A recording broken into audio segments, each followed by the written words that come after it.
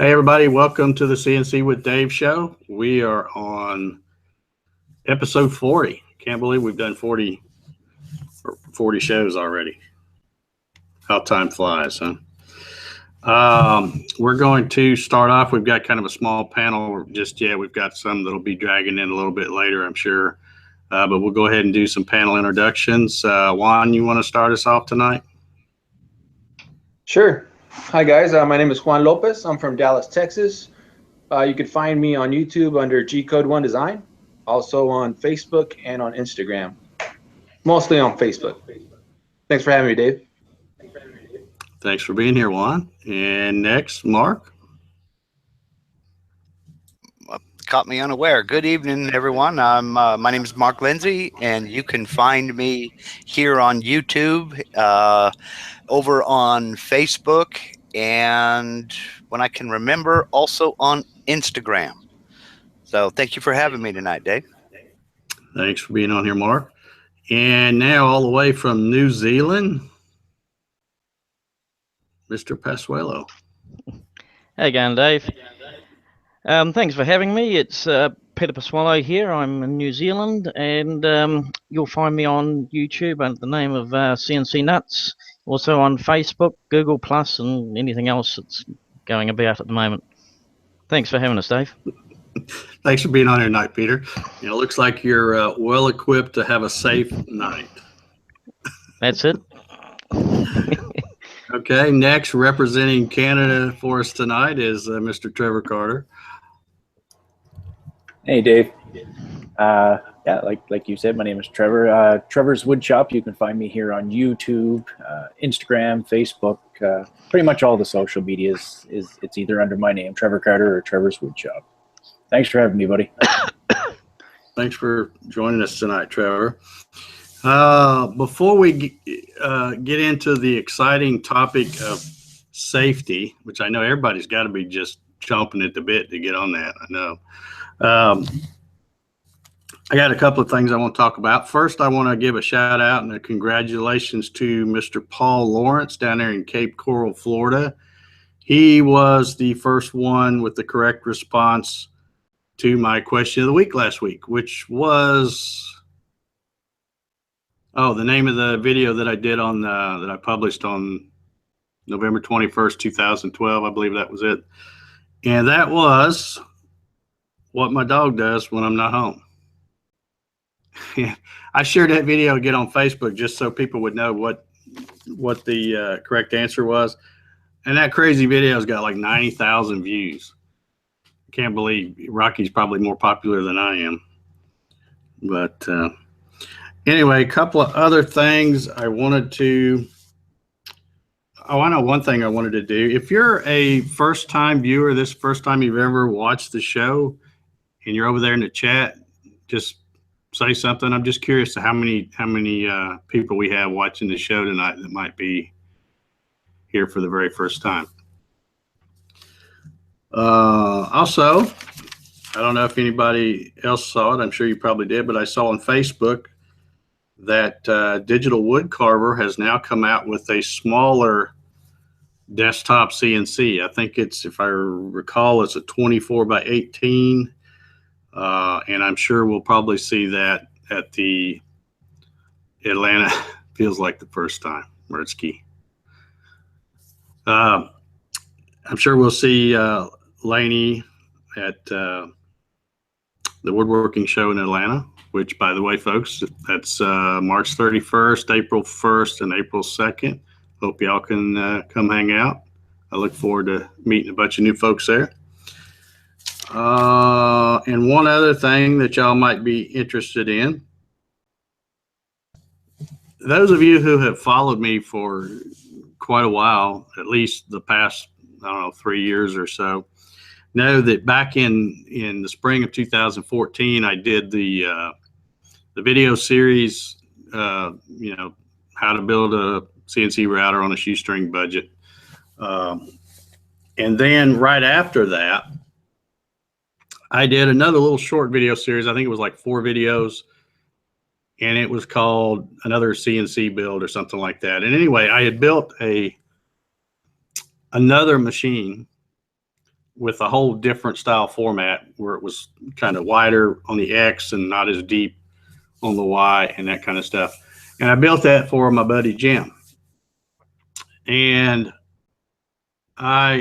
Jim is a good friend of mine. He's lives right around the corner from me. He's probably maybe a mile from me.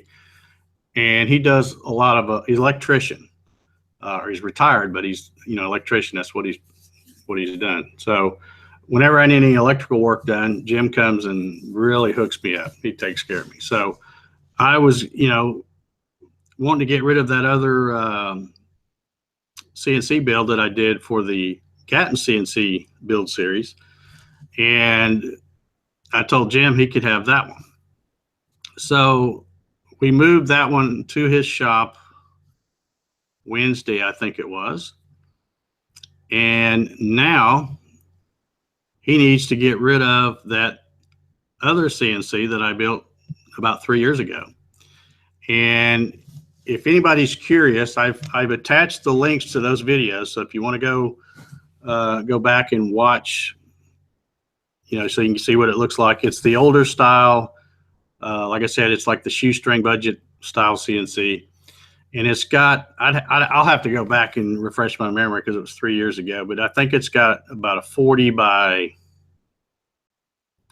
30 cutting area, something like that, I think. But anyway, when we took the other CNC over to Jim's house Wednesday, and he says, well, what are we going to do with this one? And I said, well, I don't know. Well, it's yours. Do whatever you want with it. He says, well, why don't you take it and do a giveaway or something? So the only thing is, we can do that. But the only thing is, it would have to be one of them deals where you got to come pick it up. Because it's all put together, and in fact, it's already got a bunch of dust on it because he's used the heck out of it. But,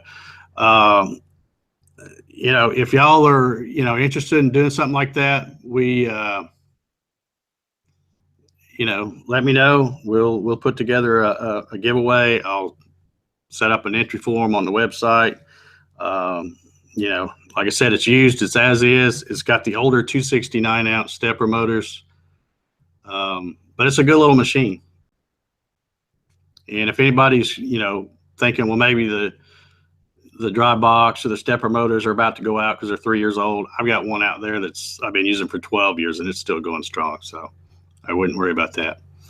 But anyway, let me know if you're interested in doing that. We'll maybe put together a giveaway on that because he's got to do something with it and get it out of his hair.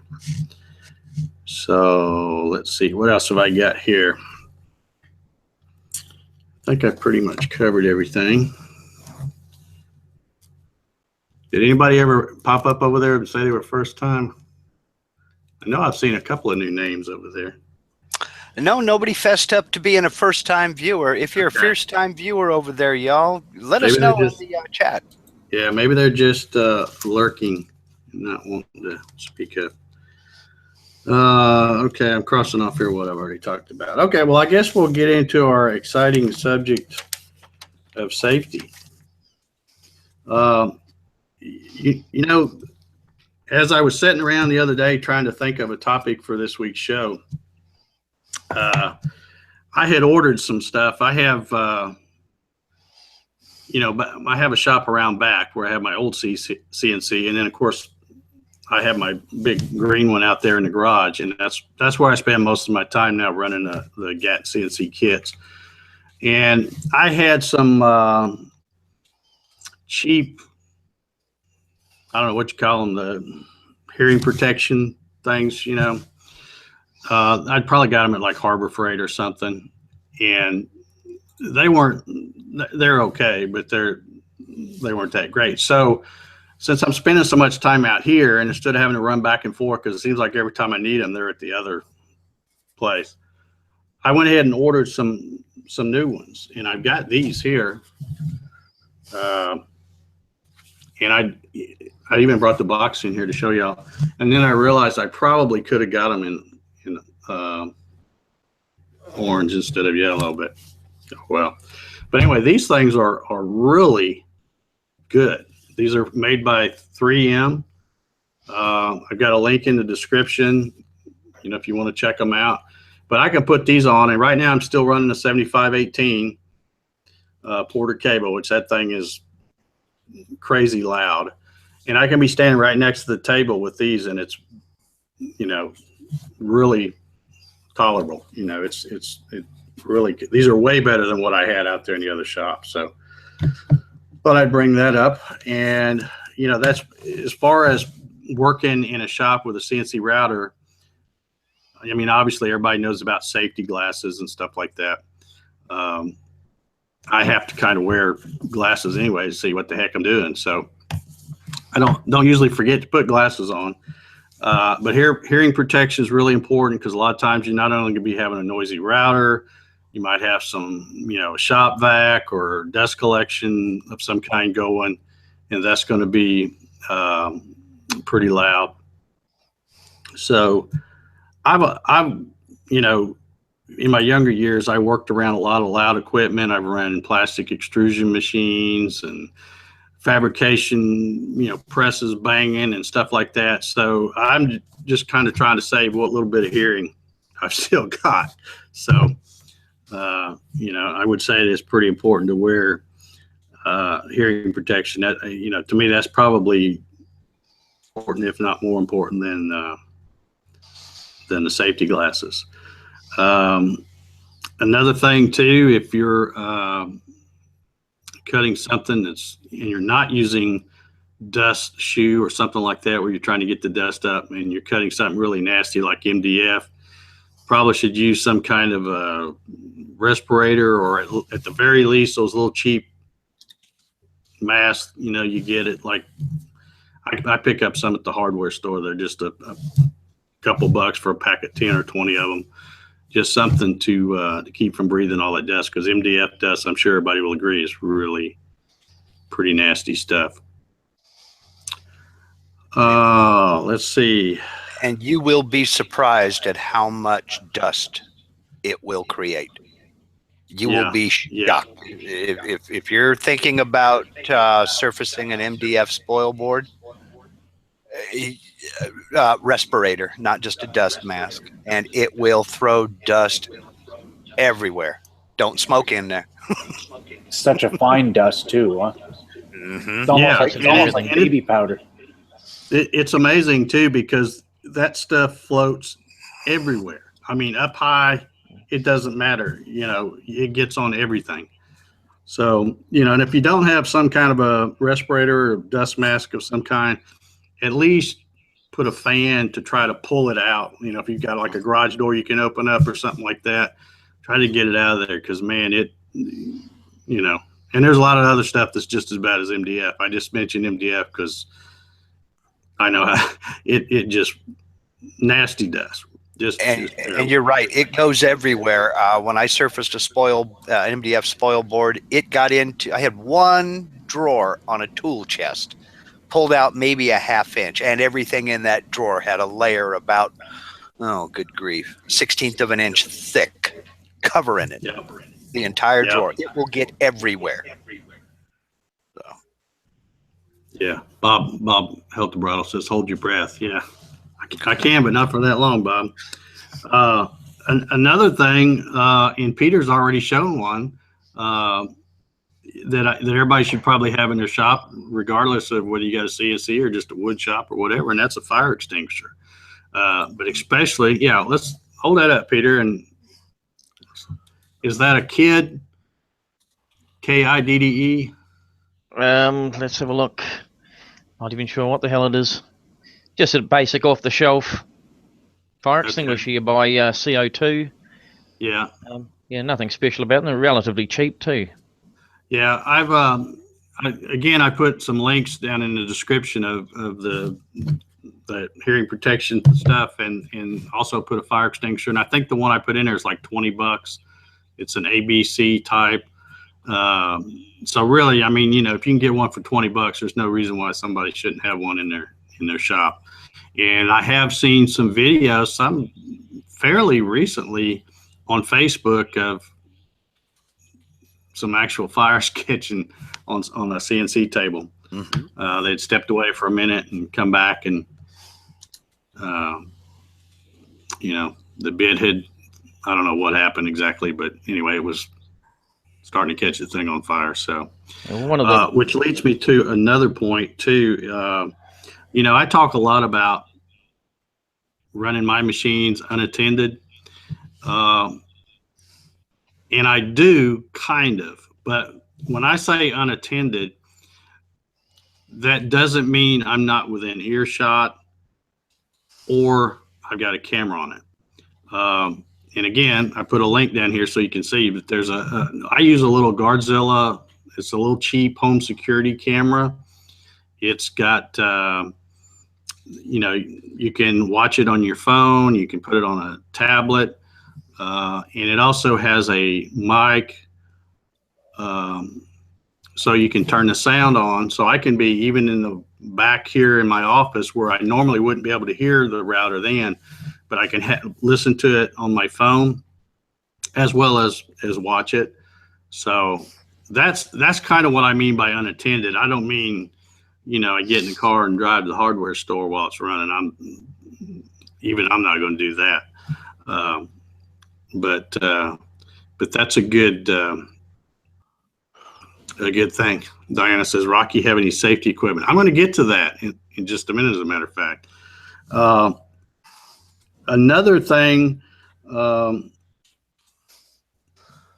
that I think is important is if you've got small kids that like to come hang out and watch dad or mom in the shop run their CNC, not only do they need the same equipment we just talked about, the hearing protection, the safety glasses, stuff like that, but you need to be aware of any pinch points, because the little kids can walk up and, if they're short and they can't see, they may, how kids are. They always want to put their hands on stuff, lean on it, whatever.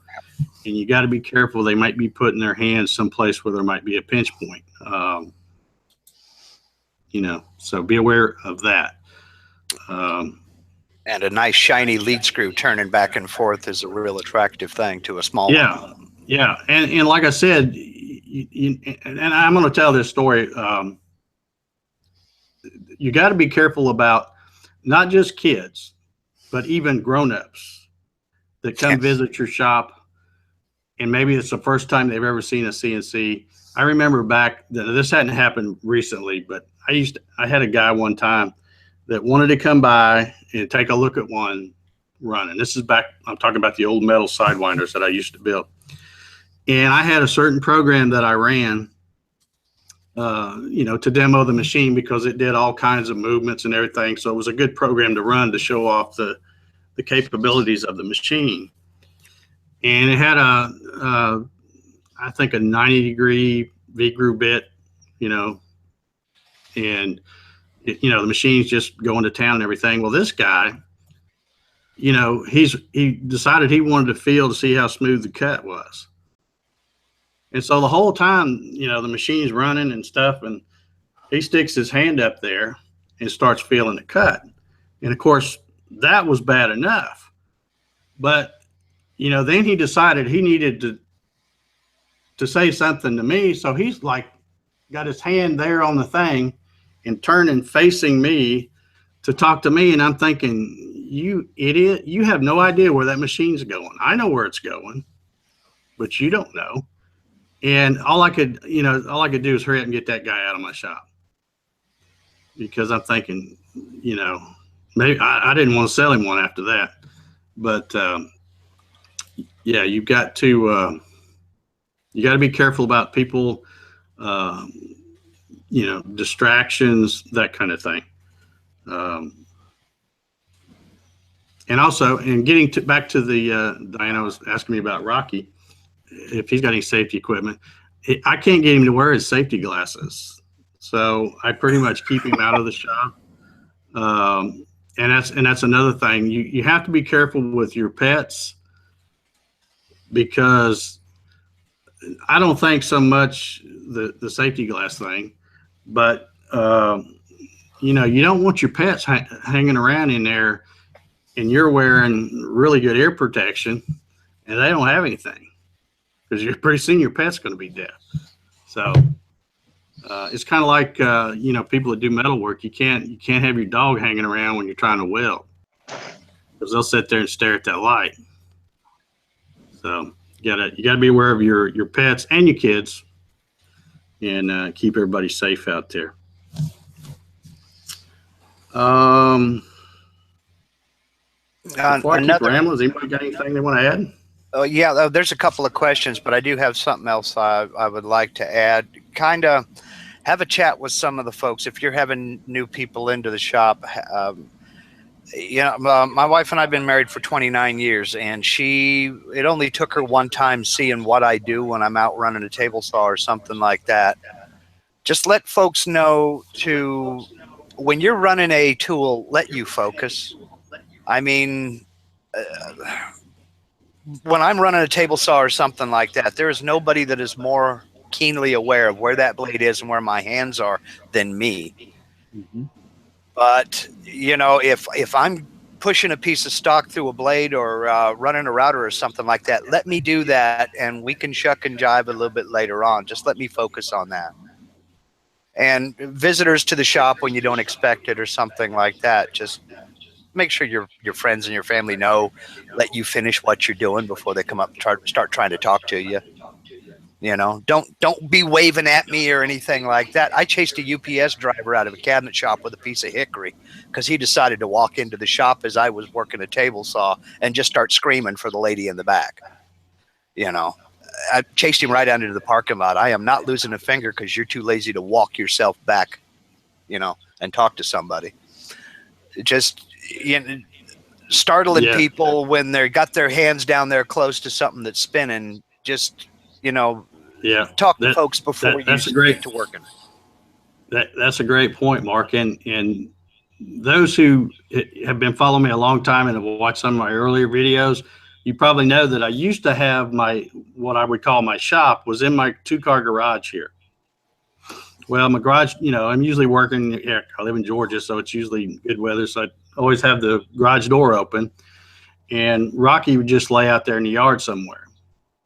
And I was running my table saw back then this is before 2012, I guess. And one of my neighbors, good old gal, but she decided to, she heard noise and decided, oh, well, Dave's out there. I got to go tell him something. And as she started walking up the drive, I'm cutting something on the table saw, and I can see in my peripheral vision that Rocky's getting up. Well, anytime because he doesn't do anything, he always just laying around. So if he gets up, I'm like, okay, what is he going after? And it distracted me. And that right there is the reason I bought a building and have a shop around back now.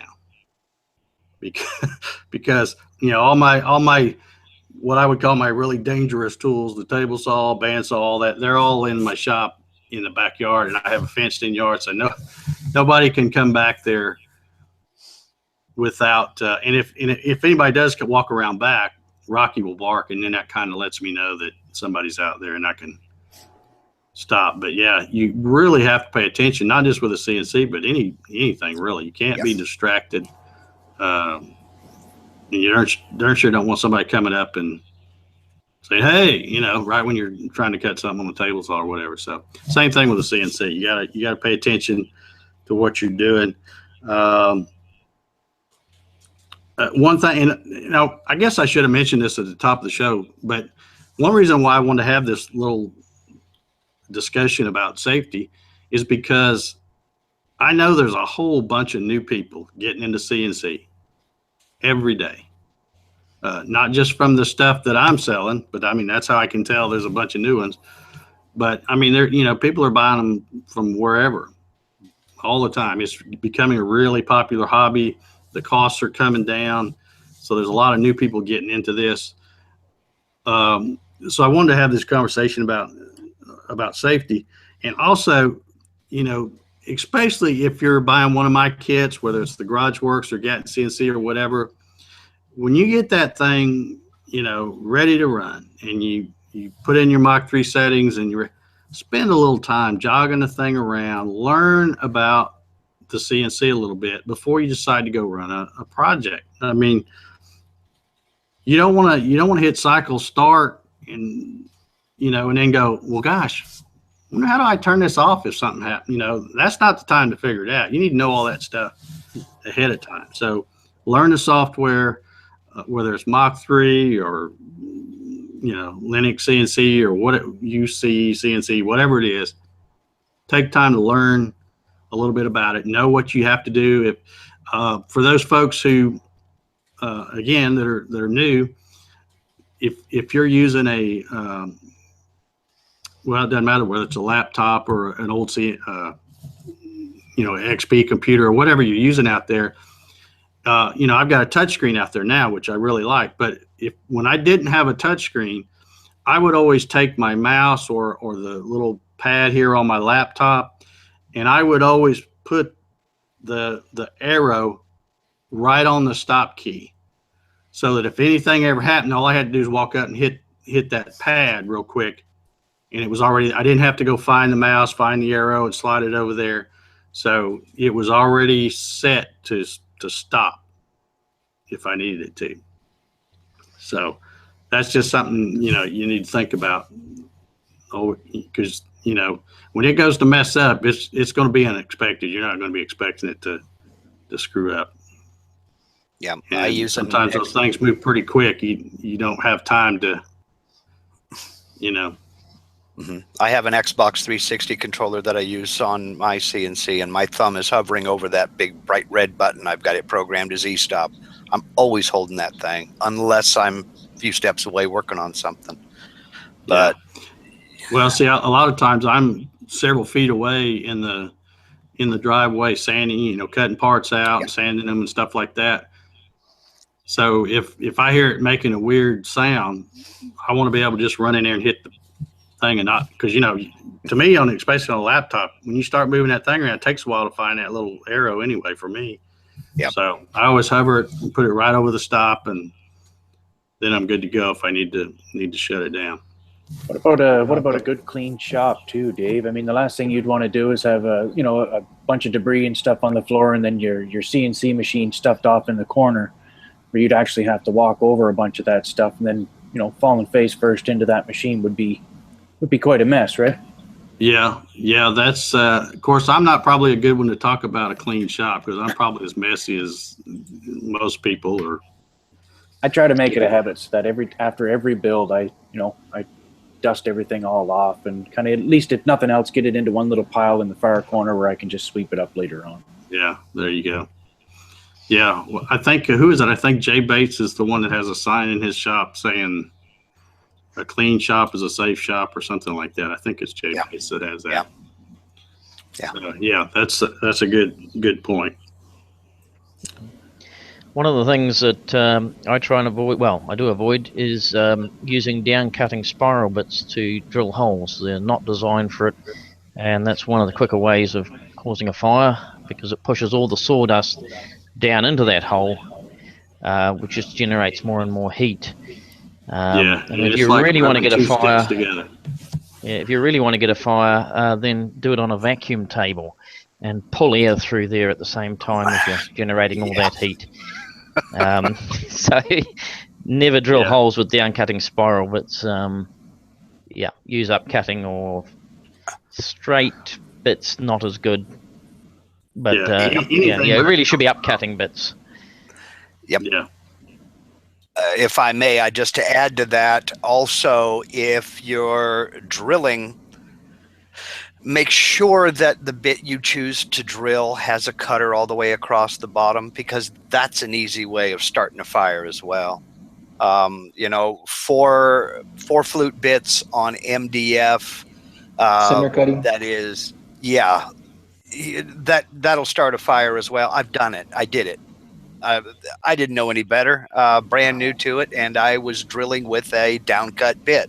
And you're absolutely right. I mean, the sawdust and the wood chips have nowhere to go, so they just sit there and get hot, and it starts to burn. And oh boy, does it start to burn! So it's a good way to set your shop on fire. Trust me. Yeah. And you get something burning and it starts getting sucked up that dust collector hose. You are an accident that has found a place to happen. It's just waiting for the right time. Mm. Yeah. In fact, you shouldn't be using 4 flute bits on wood anyway. one or two flute. Yep, I know that wood. now. Yeah. Rookie mistake. Yeah. So, and to also dovetail on your keeping your shop clean, Trevor, sawdust as well on the floor. That can be some slick stuff depending upon the concrete you've got your shop floor. Never know. There could you be know. a hidden screw under there somewheres too, and it Yeah.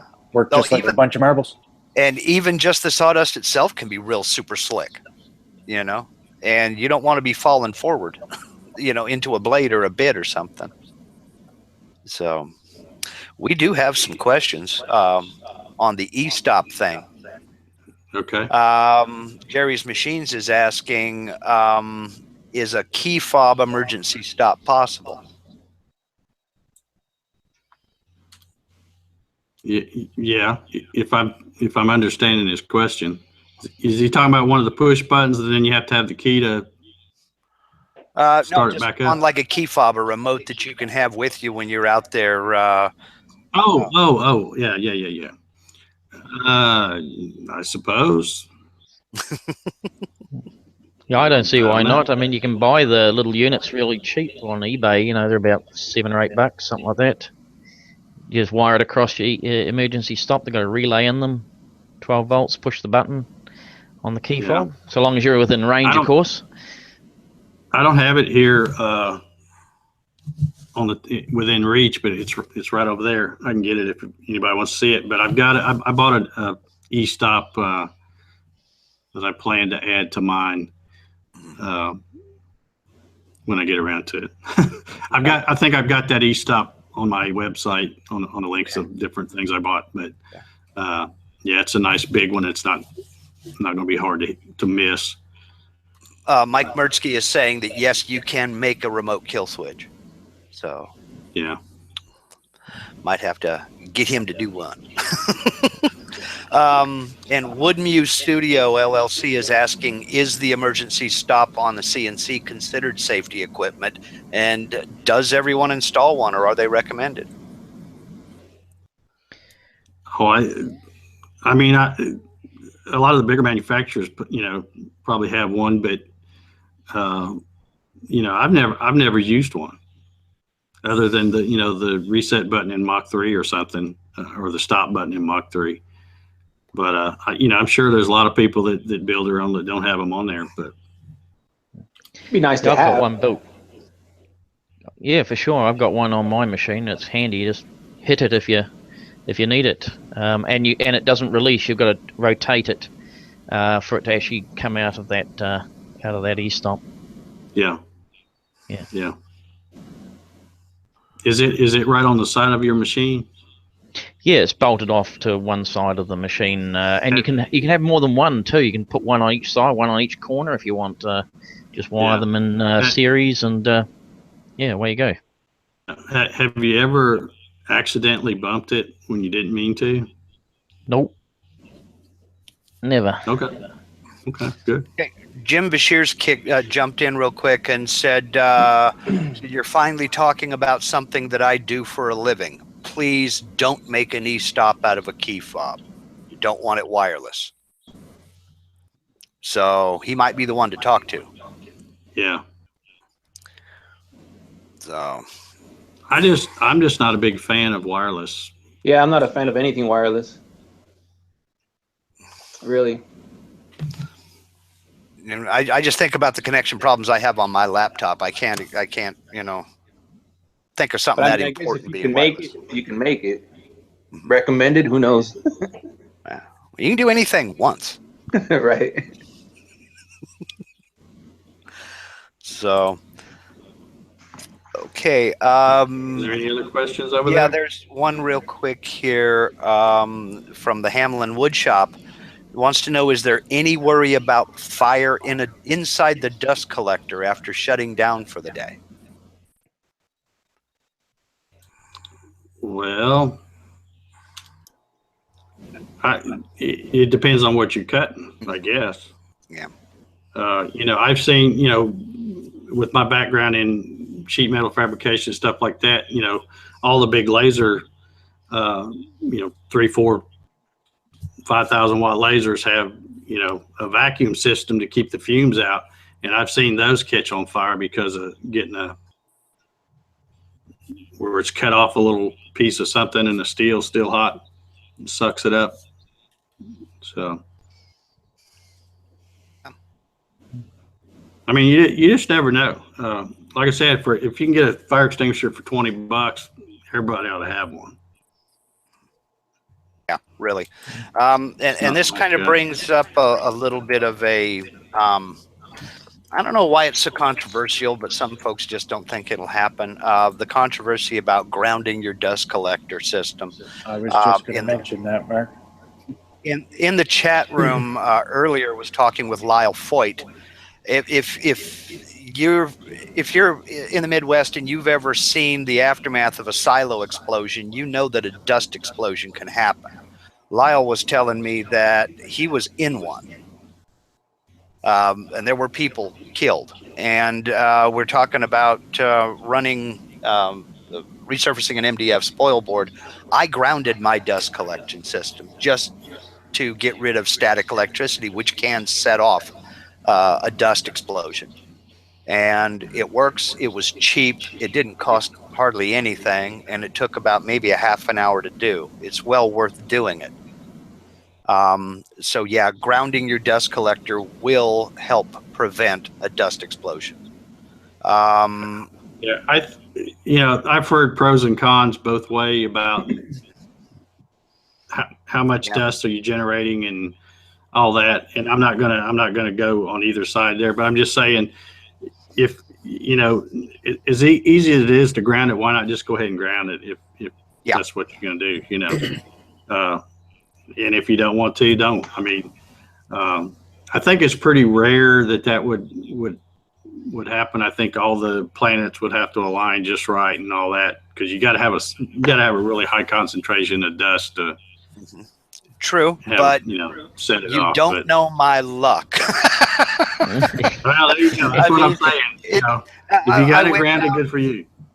Yeah, the wire was 18 gauge braided, bare braided. And it was, I want to say, about 25 cents a foot, if that much. I think it was. I ended up walking out. No, it wasn't even 25 cents a foot, because I paid less than $5 for 15 feet of it. So and it took just a few seconds to drill a hole at each end of the hose and bolt it on. Run the thing through the inside of the hose and let it go. It's no big deal. And another warning that came up, I got this from the Xylatex website. When you're using your CNC and you're running that vacuum, it does build up static. And if it zaps and crosses over into one of the data cables, being zapped due to static electricity is not covered on the warranty on your Xylatex box. Yeah. And if you watch my old videos, I've always told people, and I may have mentioned it on this show, if you're not running any kind of dust collection or anything, and you're cutting something with your router and it's making a mess, just let it make a mess. Mm-hmm. Vacuum it up later. Out in my shop, of course, I do turn on my vacuum if I'm running something that's long and I need to try to clean it up a little as I go. But I never get that vacuum hose anywhere close to the stepper motors or the wires or anything. I just let it make a mess. And, when it's done, I turn the controller off. Then I vacuum. Then I'll turn the controller back on, move the machine a different way so I can get, turn it. But I always vacuum when I'm going to touch that stuff. I always vacuum with the control, or the dry box, I guess I should say, with that off. That way it's not going to mess anything up, because Jeff has mentioned that on his website for the last, ever since I've known him. So I don't take any chances. It's not worth the risk to me to especially when it's especially when it's so cheap and it takes just a few minutes to do. I mean, we wouldn't think anything of putting a guard over a blade or around a bit. Well, this it's not really a big deal at all to do. It really isn't. I mean, you're installing the hose anyway. Ground it while you're doing it. It like I said, just takes a few minutes, and it's really cheap to do. Yeah. I noticed we had some questions earlier. They've long since scrolled by, but somebody was making some comments about putting your machine on casters, and is that okay or something? Everything I build is on casters, so I can move it around and stuff like that. And I mean, I've just never had an issue as far as the machine, you know, because my stuff's pretty heavy anyway. It's not going to dance off the table or the cart or whatever you want to call it that I've got it setting on. So I've always put my stuff on casters. Mhm. And I think a lot of people do. Yeah. Just because, you know, you need to move it because they're big and heavy. It's not like you can just pick them up. You know, you got to be able to move them around in your shop. My shop is so small, I wouldn't be able to move it anywhere anyway. So I don't have mine on casters. Okay. Well, I guess, what are we doing on timer? 9:42. I guess basically what I wanted to point out is just, you know, other than the few safety items we've talked about, you know, I would, if you're going to be trying to spend any time away from the machine, definitely get one of those little cheap cameras. They're, you know, all that stuff's pretty cheap. You can watch it on your phone or whatever. And that way you just have a little peace of mind. If you step out and have to go in the house for a minute or something like that, you can still keep an eye on what's going on. But basically, I guess the whole point of this is the biggest, most important safety device anybody has in their shop. Guess what it is? Yourself. You. This right up here between your ears. Mm. That's your most important safety device. Use common sense. You know, there's just nothing worth taking a chance on, because it's, you know, God forbid my garage ever get a fire going in there, because it's a tinderbox, man. There's so much dust and wood scraps and stuff laying around, and my shop's the same way. So yeah, it's just be safe and use common sense, and you'll be fine. You don't want to be intimidated by a CNC, which I think some folks are, but you do have to respect them just like you do any tool, because they, you know. Oh, and one thing we hadn't talked about, let's talk about that real quick, because the other thing too is when you know, a lot of people use all kinds of different hold down methods. I'm a clamp guy, always been a clamp guy, probably always will be a clamp guy. Me too. You just have to be careful when you're clamping stuff down. Make sure it's good, man. I say clamp, whether you're using the tape method that Mark uses or vacuum, whatever it is you're using, just make sure that it's going to hold what you've got down, because it, you know, not just, even if it doesn't hurt anybody, you mess up a good workpiece, you know, if it slips. And the other thing is, take your time in learning how to program, because if you're cutting, just say, for example, you've got a big circle and you don't want to pocket it out because it would take too long. So you just do a profile, you know, an inside profile cut or something, and you forget to put a tab on it. Man, it's going to sling that thing like a hockey puck across your shop. Mm-hmm. You know, don't ask me how I know that, but it will. So just, you know, like I said, use this up here when you're programming, when you're running the machine, when you're out there doing everything. You gotta be on your toes a little bit about stuff like that. So, anything else? We got any other questions over there, Mark?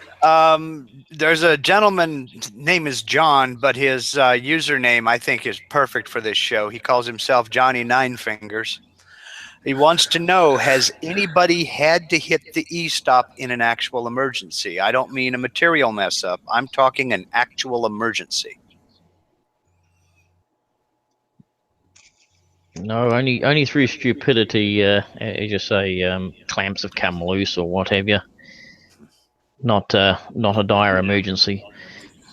Yeah, it depends. I guess what he's talking about is like Fire or major something. emergency, like a fire or Yeah. something. No, I'm just, and like Peter, most of my mistakes have been just stupid things. I forget to, zero the thing right or something, and I will say that most of the time that I have messed up, it has almost always been when I'm trying to show somebody and I'm talking. I'm distracted. I'm trying to talk to them and do this too. And that's why I really don't like anybody around when I'm out there doing stuff. I'm just easily distracted, I guess. Yeah. And in actual fact, I've just realised that there was one time I did need to, where the fan in my router actually just exploded. The router I had has a metal fan in it, and it actually just through fatigue actually broke, expanded, and jammed the router. And I had to stop it at that stage. So yeah, I have actually done it once. Yeah. So far, mine have been all operator's error too. Didn't get something zeroed right, or thought I had something set up, or a bit heading too close to a screw or something like that. And the first month I owned my machine, I was on that e-stop button every 5 minutes, shutting the thing down because I didn't know what I was doing. So I've done it, but I've done it on the Haas, on the bigger machines. Mm-hmm. And that was just because the actual tool holder fell out of the machine, out of the spindle. Oh. Went into the part, had to hit that e-stop. But I mean, as far as emergency, I guess it all depends what you consider an emergency. But that was about the only time I've ever had to use it. Right. Oh, yeah. I got to share. I'm going to fess up here about something.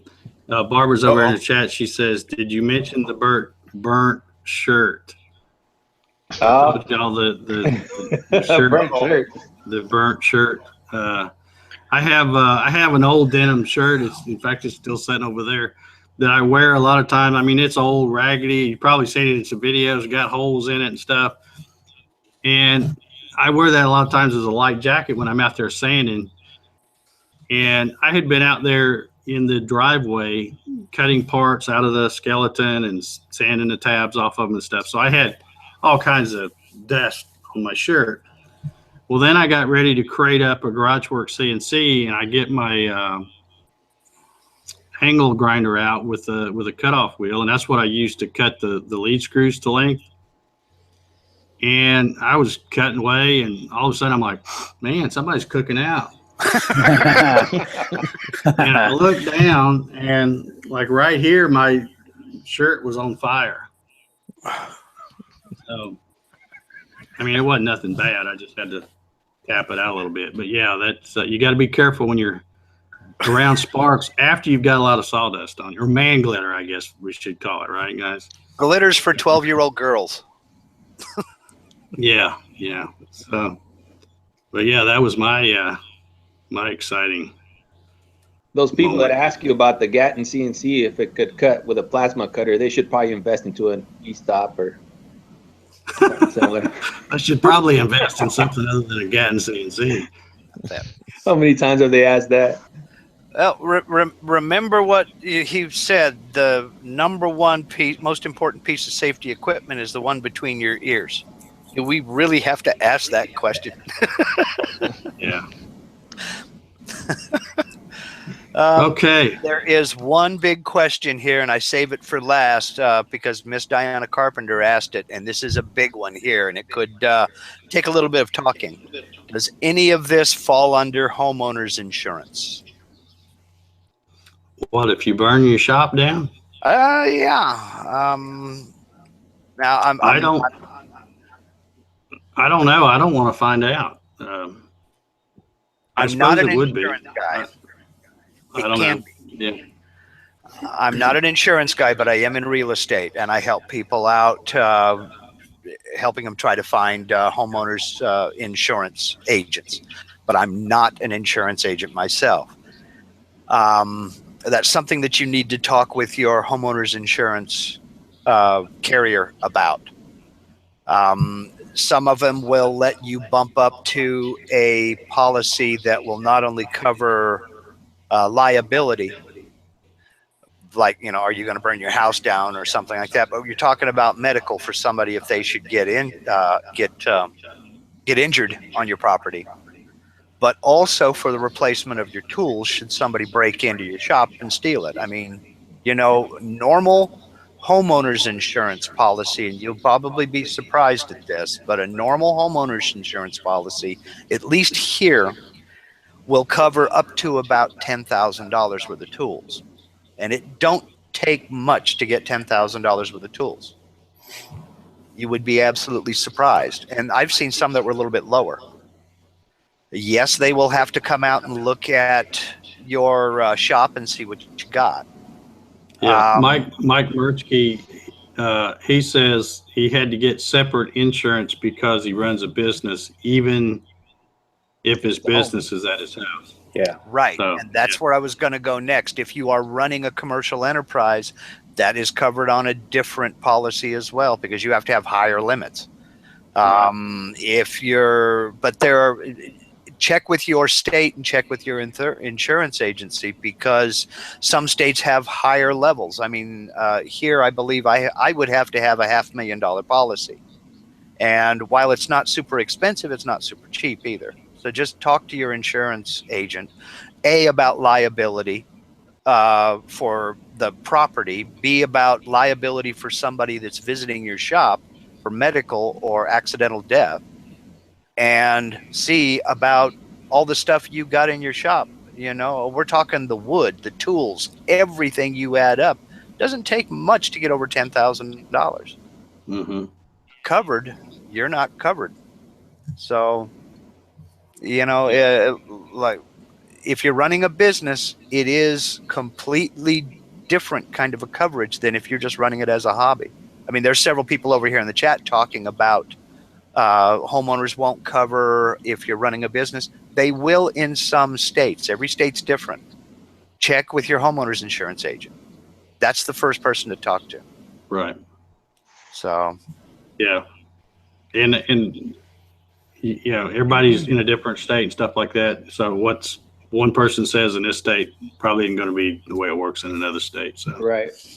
Exactly. And that's why I say the first person to talk to is your insurance agent. You're not admitting to anything. Just ask him, you know, I was thinking about doing X. What if I did that? What would it do to my insurance? They'll tell you. Believe me, because they don't want you to be out of house either. Right. Okay, we're getting to the top of the hour here. I guess that was pretty much all the questions. That was the last one. That was a biggie. We've got, I cannot believe we had 100 people watching a show that we're talking about safety.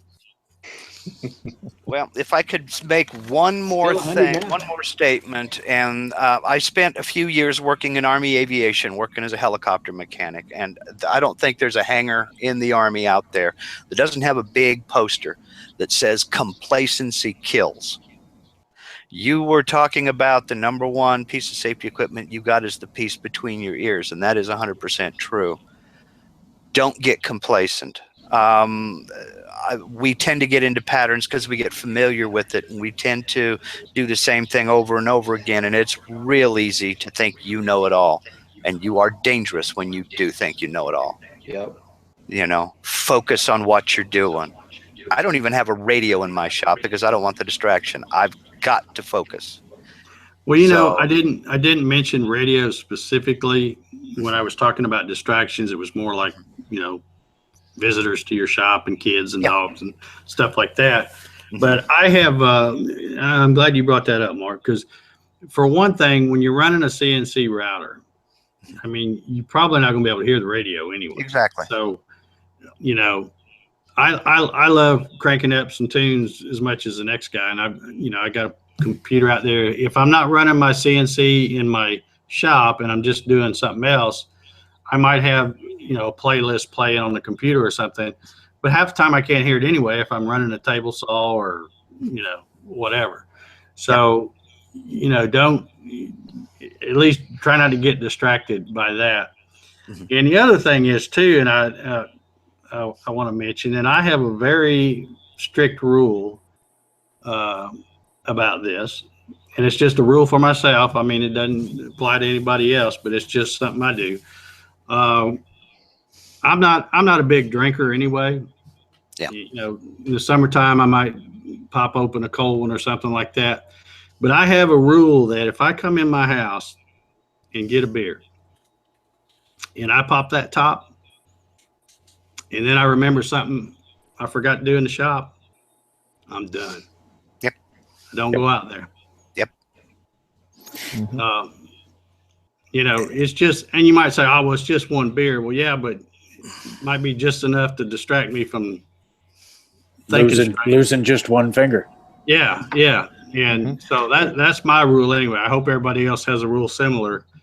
But, there's a time to drink adult beverages and there's a time to work in the shop, and they usually don't mix. So everybody's and alcohol don't mix. Everybody's got their priorities, and you don't even have to be under the influence of alcohol or something like that. If you're sick, get out of the shop. If you're mad, get out of the shop.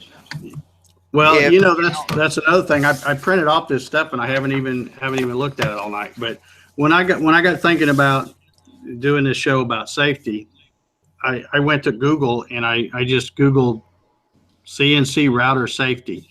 And I printed off like 2 or 3 different things that I ran across. They have like these different things. And of course, you got the hearing protection, safety glasses, never leave the router unattended when in operation, all that kind of stuff. But there was one of these, I can't remember which one it was, but they mentioned that, oh, here it is. Don't be out there trying to do stuff when you're tired. If you've been out there all day, and you're tired, or like Mark said, maybe you get catching a cold and you're under the weather, you don't feel good.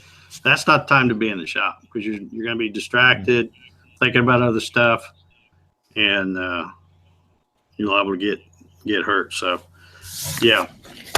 And it may sound strange not going out there when you're not feeling well, but I actually did that not that long ago. I was feeling quite crook, but I thought I'll go out and do something, and I made every possible mistake I could. I know how to run my machine, and I made every mistake in the book. You'd think I was a 3-year-old, and in the end, I just walked away. I just wasn't feeling well, and it was, Yeah, that's exactly what I do, Peter. I some days, someday it's just not your day.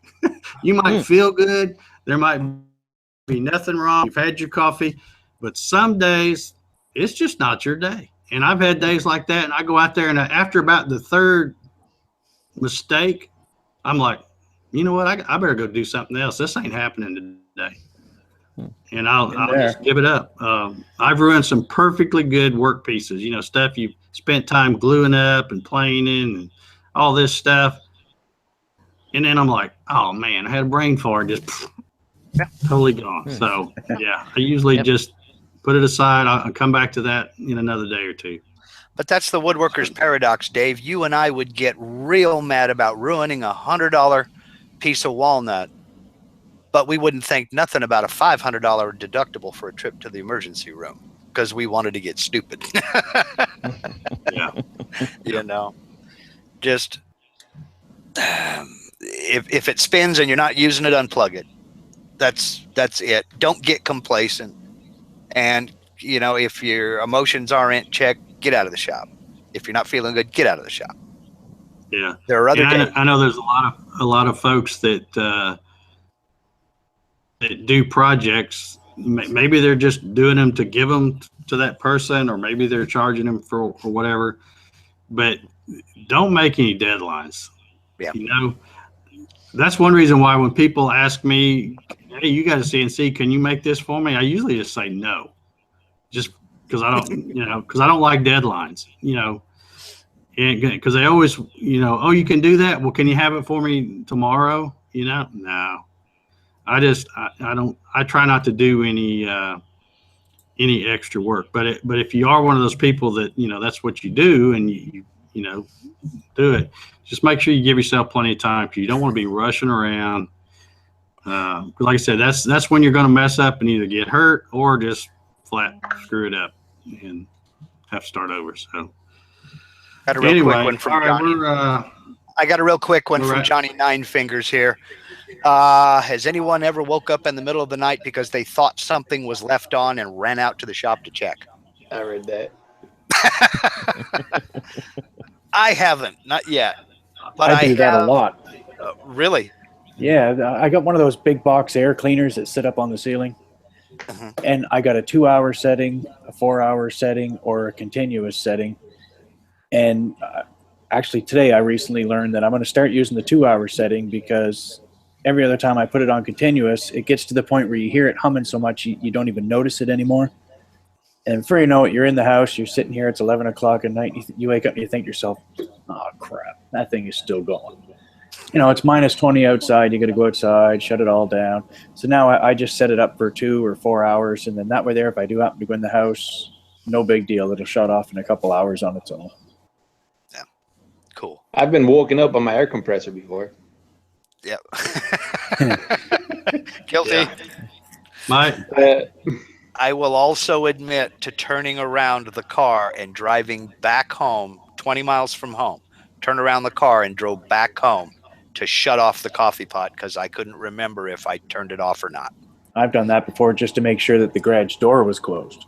Mm-hmm. Well, it was a good thing for me because we were going to spend a week 270 miles away from home, and I had forgotten to shut off the coffee pot.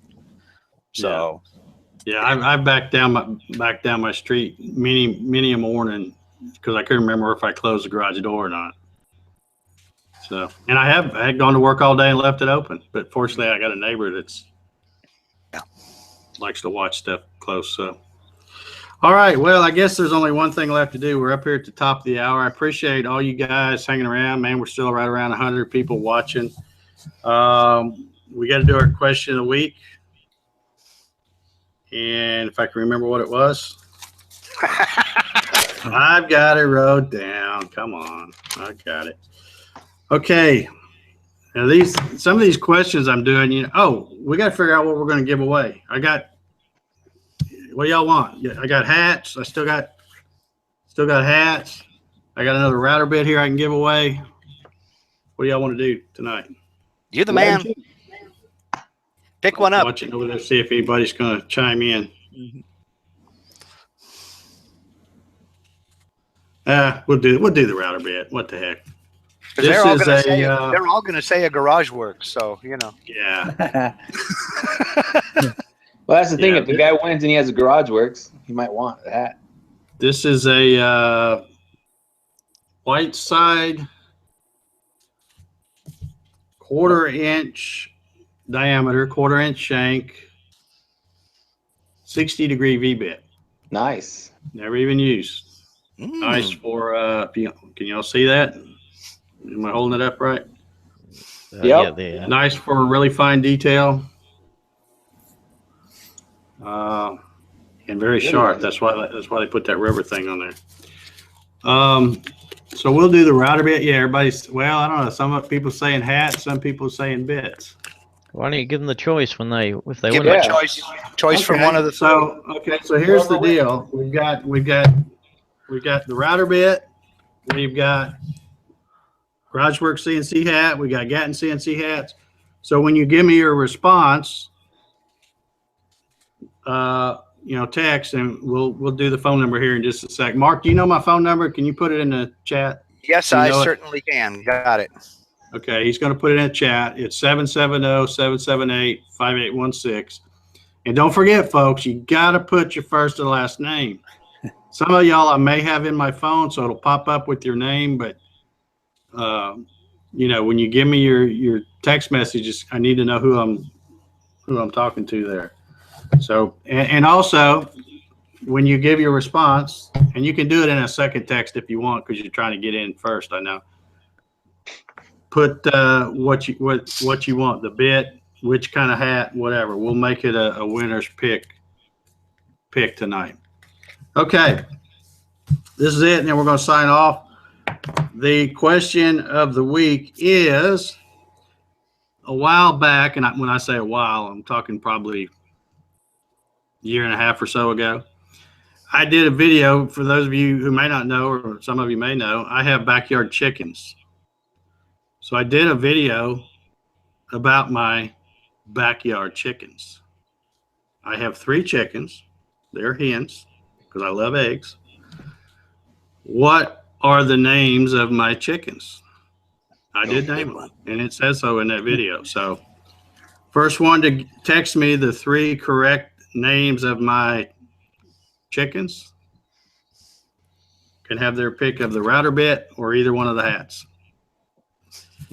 Okay, that's our question of the week. Everybody's dropping to go watch that video. Right? Yeah. They're bailing like the rats on the tiger. Oh, yeah. They're dropping y'all. like flies now. Okay, now let's do a giveaway on that CNC. Yeah, now we'll give away. There you go. Okay, well, Juan, Mark, Peter, Trevor, thanks for being on the panel tonight. Appreciate you guys. And I appreciate all you guys that hung around for a show on safety. If you liked this show, or even if you didn't like it, give me a thumbs down. I don't care which one, whichever one. Thumbs up, thumbs down. It's all the same. That's it. Anyway, we appreciate you. We'll see y'all next week. Everybody have a great weekend.